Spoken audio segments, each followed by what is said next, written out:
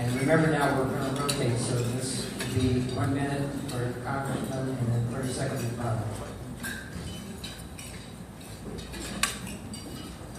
First question. Do you support the additional no-take zones and closures advocated by Biscayne National Park and the Florida Keys National Marine Sanctuary? Well, if everybody's been watching what we've been doing on this, and by the way, there's a meeting today which we've called through all the fishermen and the rec folks, but if you get a chance, it's in Key Largo today. If you get a chance, be there.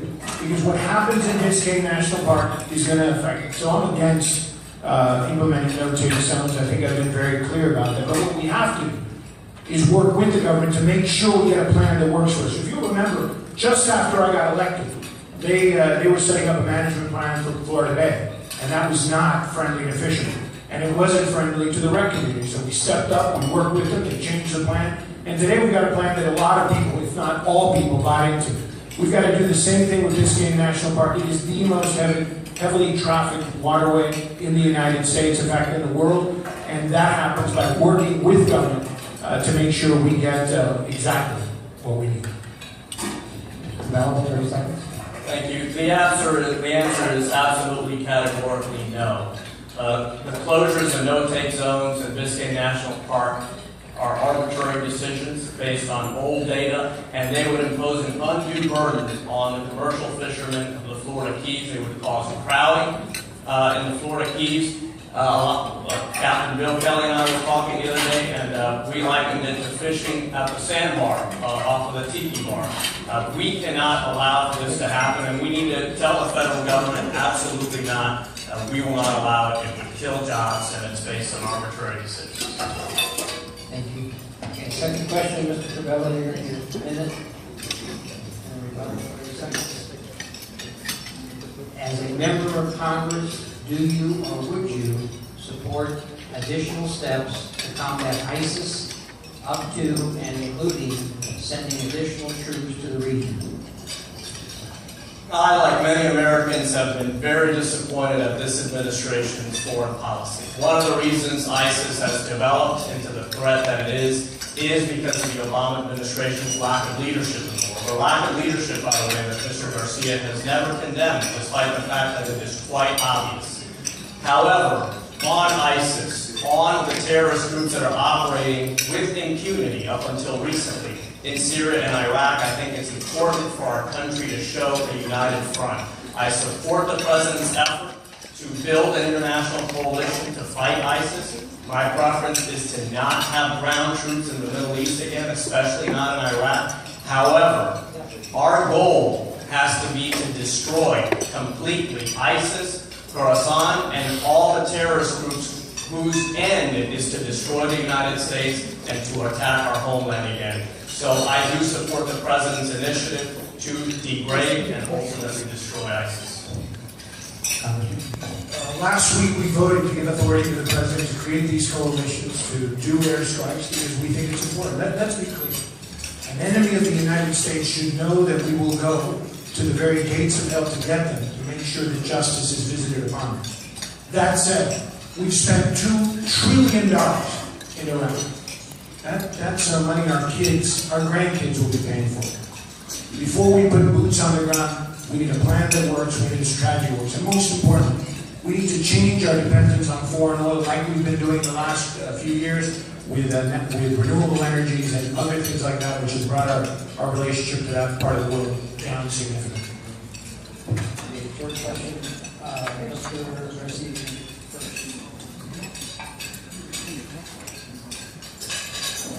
This audience will like this one.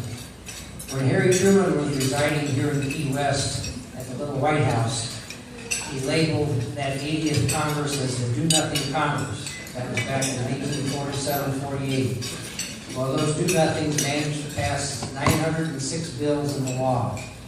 This Congress will go down in history as the laziest on record, 163 pieces of legislation so far. How will you work across the aisle to make Congress actually do the people's business and get back to work?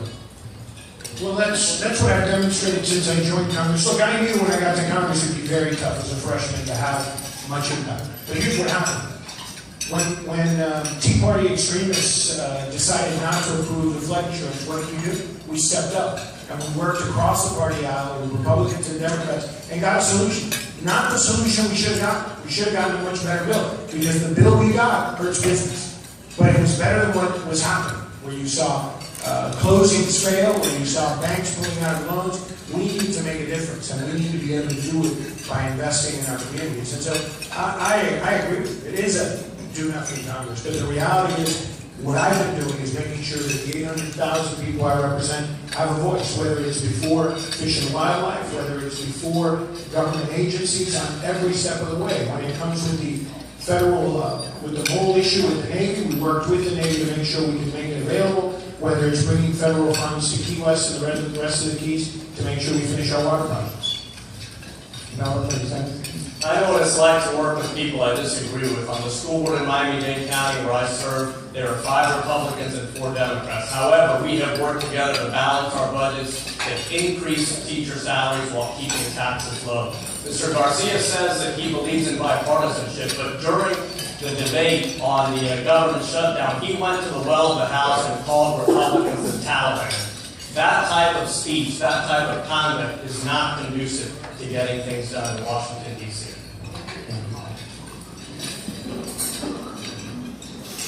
The fourth question, Congressman Curbelo. Okay.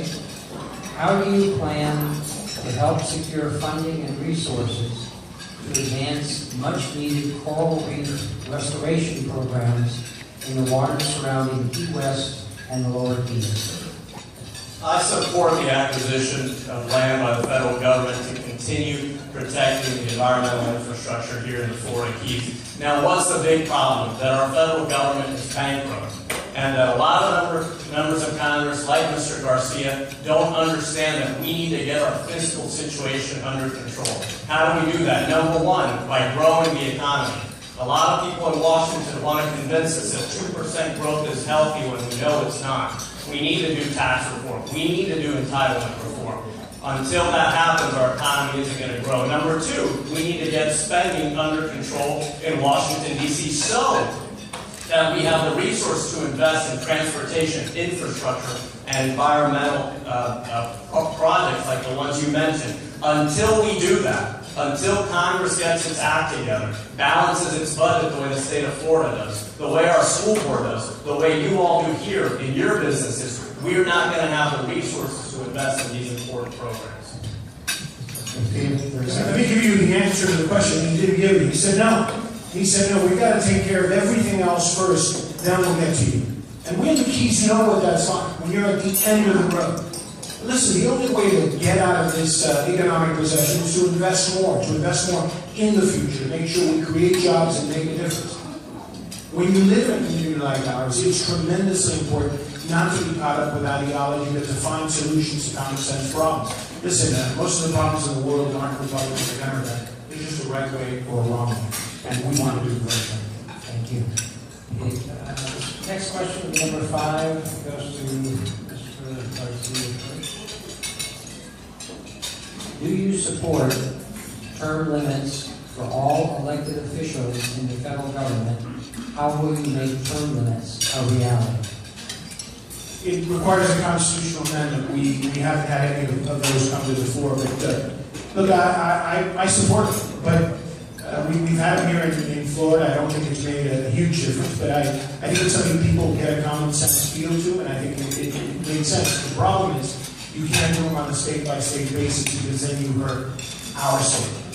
Another state, if we do it, then other states have the advantage. So my point is, it's required. It's a constitutional amendment. If you want to do it.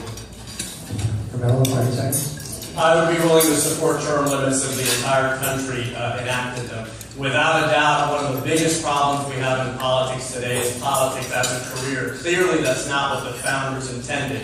Mr. Garcia ran for office for the first time when I was in middle school. We need more people in Washington, D.C. that are willing to go and serve their country for 6, 8, 10, 12 years and then come back home and get a real job. Okay, 6th question.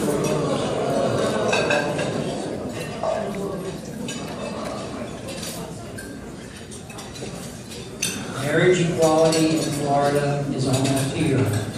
Realizing the financial windfall that this will bring without $1 spent on marketing, do you support marriage equality for same-sex partners? Absolutely. I support the freedom to marry, and I have done so even in a Republican primary where some were in disagreement with me.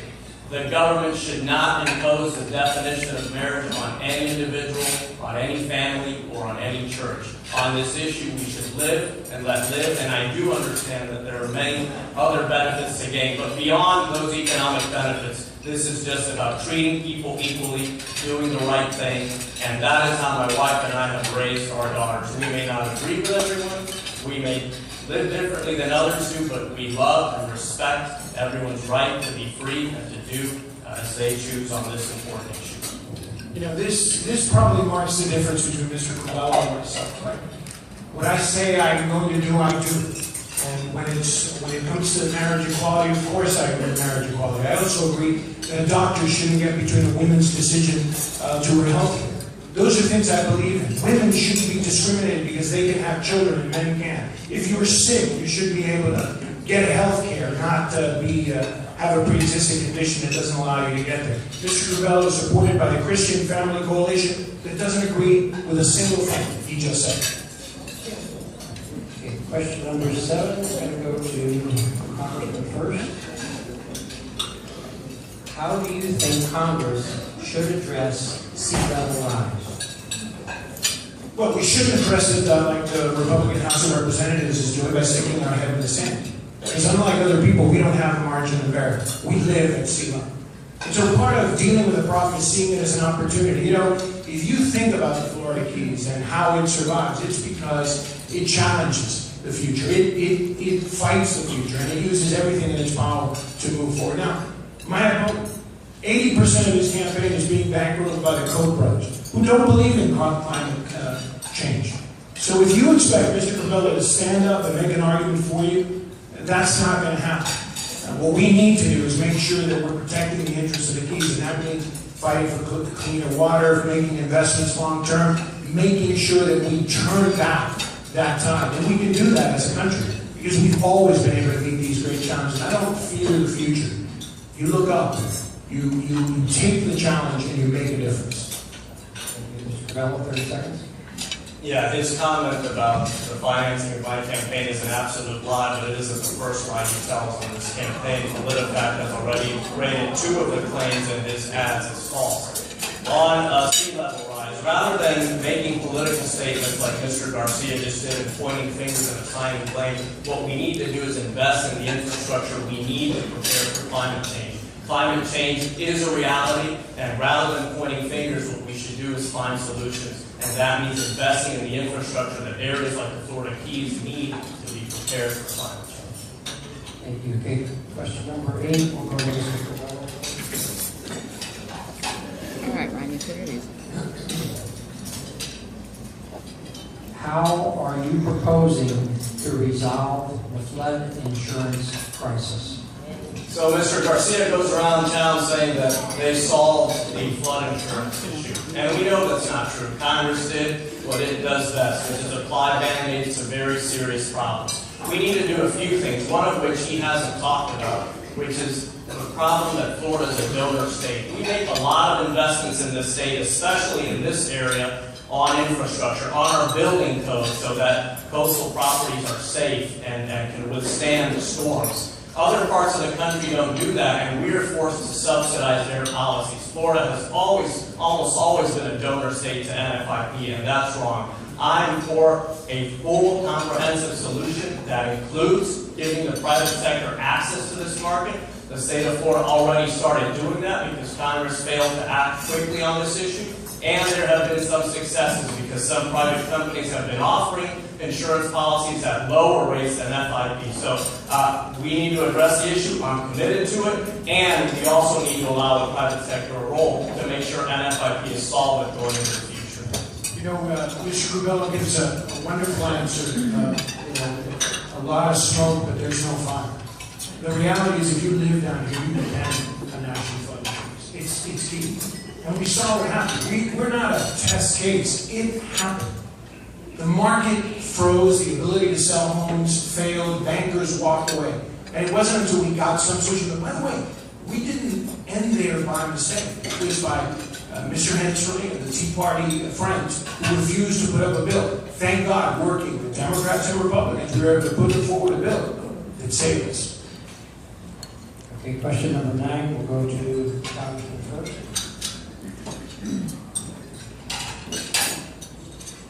Where do you stand on the need for comprehensive immigration reform?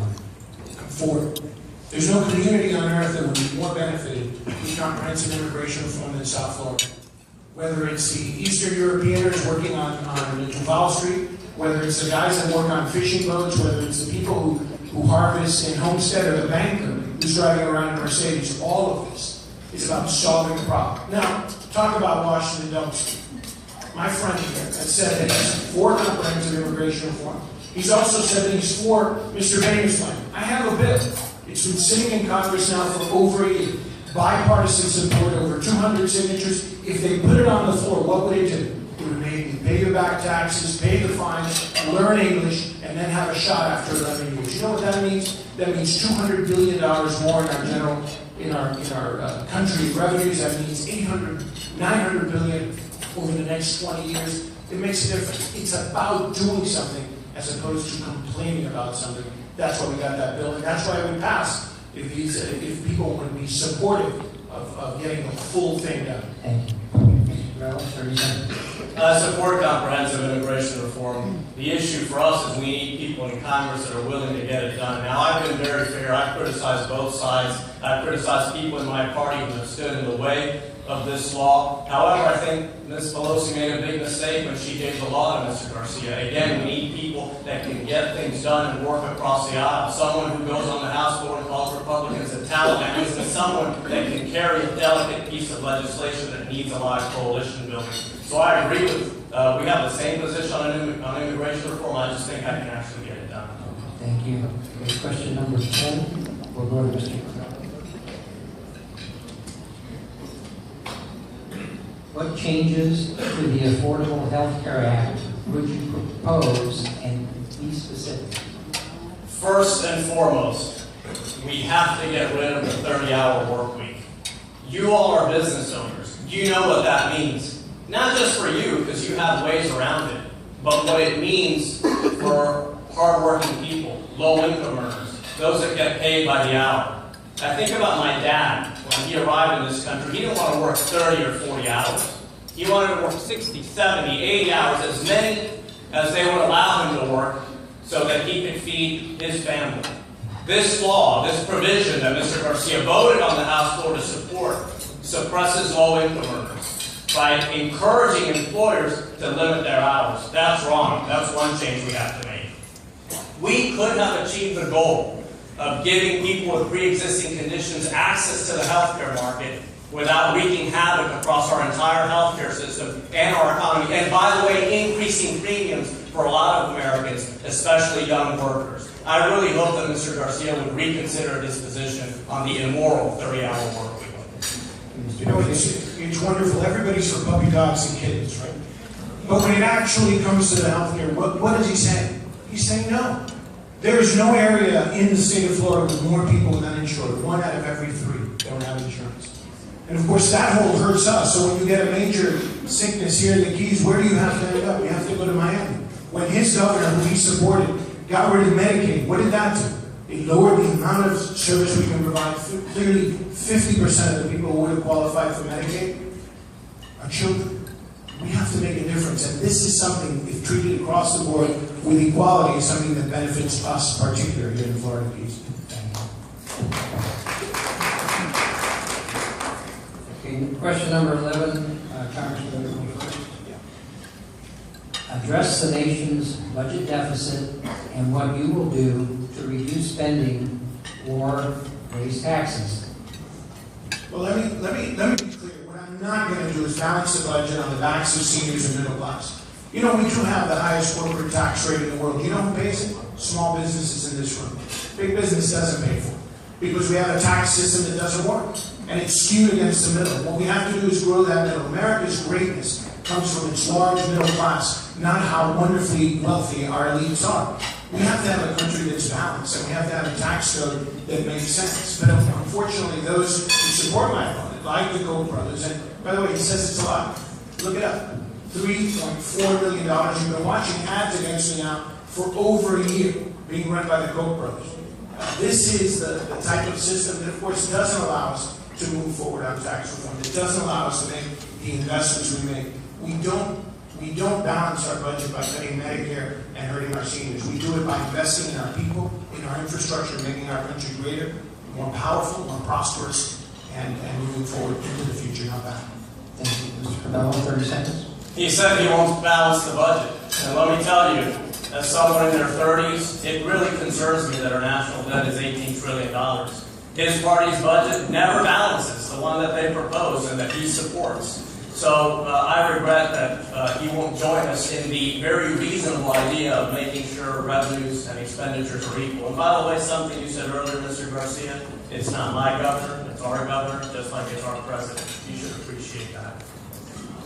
Thank you. Okay, question number 12. We'll go to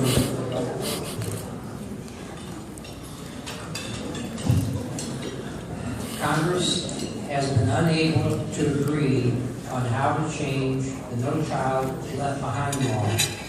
What changes do you think need to be made in our public education system? I'm a big supporter of education standards. I've fought with people like John Padgett, who I know has done wonderful work to advance education in this community, in favor of making education about students, not about unions, and not about other special interest groups. So I'm committed to high education standards. Now, there are some problems with federal education policy. The No Child Left Behind Act, which the Obama administration has been using against states, doesn't allow waivers, for example, for states like ours, and for areas like this, and southwestern Miami, where we have a lot of immigrant children in our schools that don't speak English. Under No Child Left Behind, those students have to take standardized tests only after 1 year of having arrived in our school system. Many of these kids don't even speak English. So that's unfair, and that's an important change I think we have to make to the No Child Left Behind Act. But I support high standards, and I believe education should be about children, not about unions or about anyone else. Mr. Garcia, 30 seconds.